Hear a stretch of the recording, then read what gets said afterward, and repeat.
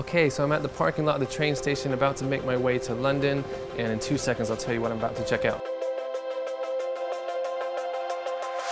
It doesn't look it, but it's oddly cold today. So yeah, so I got invited by Sennheiser to check out this short film event for Fright Fest in London. So it's going to be at the Leicester Square Cinema. So it should be a pretty cool day. It's a 5-day event, so if you guys are free on the weekend and Bank Holiday Monday, definitely go check it out around Leicester Square. I'm only available to check out today's event because I got some shoots coming up. But so today I'm checking out a film shot on a phone. I'm not sure what phone it was shot on, but it was the director Roxanne Benjamin. So she's done some really cool stuff like VHS and Southbound. So I'm checking that out, and it was recorded. The sound was recorded with Sennheiser's new AMBEO headset. So it's like a 3D surround sound headset, and that's how she captured the sound. So it's going to be very interesting to see what that looks like, especially on the big screen in the cinema. So I'll catch up with you guys in a second.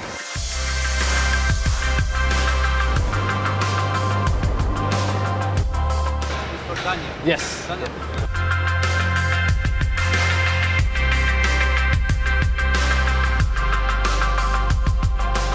Okay, so I made it to Prince Charles Cinema where they're showcasing all the Fright Fest stuff. Today's the first day, and we're going to watch Final Stop, which is shot on a phone and using the sound of the AMBEO smart headset, and it's directed by Roxanne Benjamin. As I mentioned earlier, she's done Southbound and VHS, so it should be pretty exciting. So I'm gonna go check in and I'll catch you guys up with all the stuff in there. I think I forgot to mention that Phoebe Tonkin is starring in the Final Stop film. Okay, so it's pretty freaking dark in here, about to watch this film. I think I'm on vlog and my ISO is cranked right up 4,000 on a GIF, so hopefully it does it justice.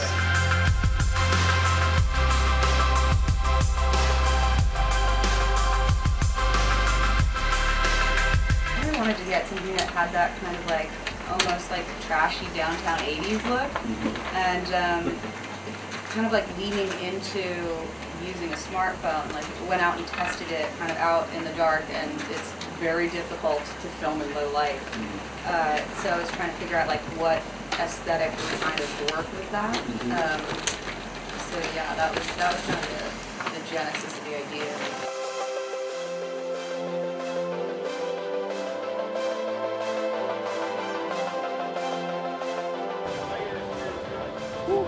So I am sat with Uwe, and we're going to talk about the headset that they use to shoot Final Stop film. So it's got surround sound, it's got also a weird up and bottom as well as surround sound to get that full depth. And it was a great experience. It was kind of weird actually, because usually when you go to a movie, you're hearing it from the movie, but when we put headphones on to hear what was recorded, like the other director that was there, it was interesting to hear. Like it felt like you were in the movie with other people, but you were still in your own zone. I thought that was a great thing to have. Yeah, that is actually the intention of 3D audio. 3D audio transport you into the middle of the action. Yeah. And it does, because it gives you surround information, of course, but it gives you also height and depth information. Yeah. And this entire 360 or this entire 3D experience gives you the feeling that you are part of the action, as mentioned. That's cool. So right now it's for mainly iPhones at the moment, but it's coming with Android soon? Yeah, Android is coming end of Q1 next year. And the iOS version, as said, is available in white and black. So black is launched for the black is available in the Apple distribution as well as on our Sennheiser website worldwide, and the white information, or the white version, we have also in some other distribution. Okay, so I'm trying to think of this most similar thing that we have right now for DSLRs. You guys got the stereo microphone, right? Yeah. So how does that record sound differently to this system? Is it regarding the up and the lower parts? Yeah. The other one is a typical stereo information. It's good, for recording left-hand side and right-hand side information. There are a lot of applications where it makes totally sense. This one is dedicatedly made for a 3D recording. Okay, cool. Fingers crossed we'll see like a bigger system to go with mirrorless cameras, DSLR cameras. Yeah. Because it was exciting to use. I tried to test it out really quick, but when I get home, I'm going to plug it straight into my iPhone and see what kind of cool sounds I can do with it. Okay. what I can say is that in the augmented reality world, we do some similar stuff also with 3D audio, and which gives a kind of natural feeling of combined virtual and natural acoustical information. Yeah, it's cool because you kind of think of it in different ways of, as a filmmaker, setting up your shots, because say if you shoot anamorphic compared to spherical, Yeah. you definitely think differently how you're framing. So it's kind of like that with this system now. So when you're setting up a scene, you're like, oh, I can kind of put something back there now. And especially how Roxanne did it with the horror, it kind of makes sense to do it with horror, because you always want those little elements peeking out and just having that be almost like another character of the movie. And I think that's it's a cool system. And there are some very strong software tools on the market as well. I mean, we said this already. This headphone microphone comes with an integrated software tool, so you can do it on an app. But there are also professional tools, like there's one tool from Dear Reality, for example, where you can mix all this information, left, right, back, front, but also height and depth, really to give you 100% 3D feeling. So editing softwares are going to have to step up their game as well. Yeah. So Premiere Pro, Final Cut, you're going to have to get on top of that to support all these cool systems coming out. Yeah. Cool. Well, thanks for your time. Hey, thanks to you. Appreciate it very much. Yeah, thanks a lot. The weather went downhill pretty fast, but I got an espresso. So this is the set that I used to do the film on, the Final Stop film. It's the AMBEO smart headset. AMBEO is short for ambient and stereo, so they mix the words. And it sounded really, really good. I like the fact, as I mentioned earlier with the 3D, how you can hear the sound from above as well as the side. So you got top and bottom space to play with. So right now it works with iPhones, and they're working it out with Android soon. So I can't wait to plug this baby in and see what it, see what it sounds like. But I think you have to set up with their app. So I'm going to see if I can download the app now, and just to see what it sounds like in here, because there's a lot going on. So let's check it out. Plug this baby in, get ready to go. Sometimes record with my iPhone all the time, so now it's kind of nice to record with great sound as well, just with your iPhone and just headphones rather than some crazy setup, you know what I mean?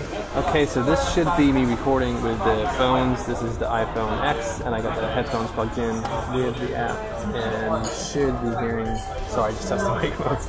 You should be hearing the sound that I'm getting from the phone. I'll try and record a bit more later without my stupid face on it, and you hear the sound better. Okay. Okay, so just finished watching Final Stop by Roxanne Benjamin, and it was a cool little setup. As you guys know, we're talking about the AMBEO headset setup. So, what was your experience? Filming? Yeah, and using the sound.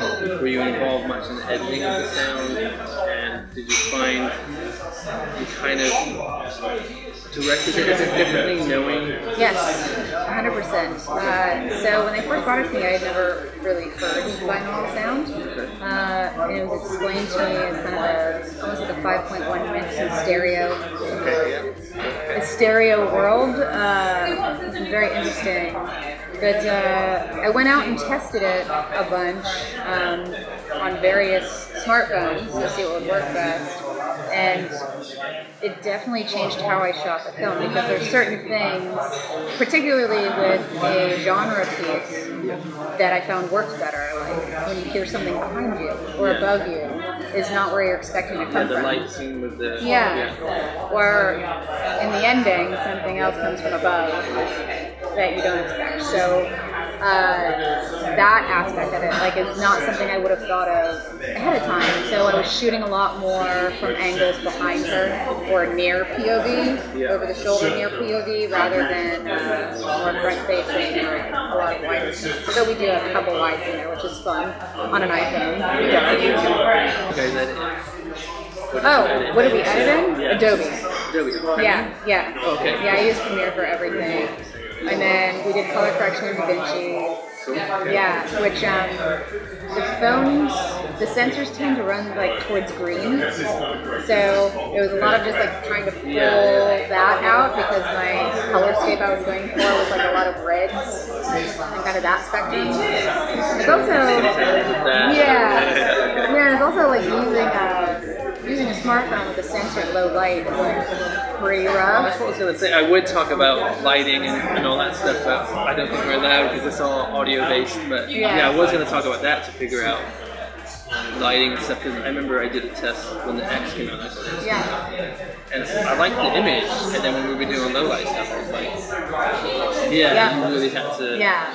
Do you use the Filmic Pro app? No, I don't, because I found the noise with low light was like crazy. So it's hard to get around. It really is. And the iPhone. Sorry, we're going off audio right now. iPhone dynamic range is kind of retarded on the way that X does it, because if you let it expose itself, you get this really cool dynamic range with the HDR. But if you expose for the building and then bring the skies down, the cool dynamic range is gone. So it's like, it's confusing. Yeah, there was a shot or two in Final Stop 2 where even when we had our ISOs locked, it still got blown out. Like the phone just like freaked out because our light contrast is too high.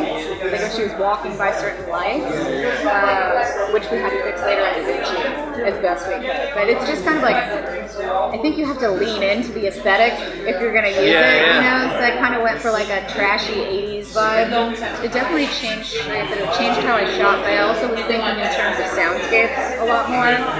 Like there's we've got the rural soundscape, and then the bus soundscape, and then kind of like deserted city street soundscape. So it was creating those three environments and trying to figure out like, okay, what horror-wise could be added into each of these environments to make it interesting, and how can you place those in ways that you wouldn't normally.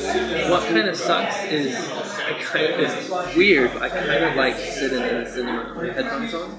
You did or did not? I did. Did? It was kind of strange because you're still there with everybody. Yeah. But especially to showcase the sound that you're doing for film. I don't know, it's felt kind of cool, but I can't imagine it happening. To me, it puts you in the headspace of the character a lot more than traditional mixes do, where you're hearing like the sound of the theater as well as the sound of the movie. Okay, so that's about it for me today here in London. I'm at the Prince Charles Cinema. Everything went really well. It was great to meet Roxanne. Great hanging out with Sennheiser. Great getting some insight on the headset. I've got the headset with me, so I'll test that out and hopefully post some test footage up with that. But right now the weather's getting crap pretty fast. I gotta find my taxi, and I will see you guys later. So thanks for watching, and I'll check you next time.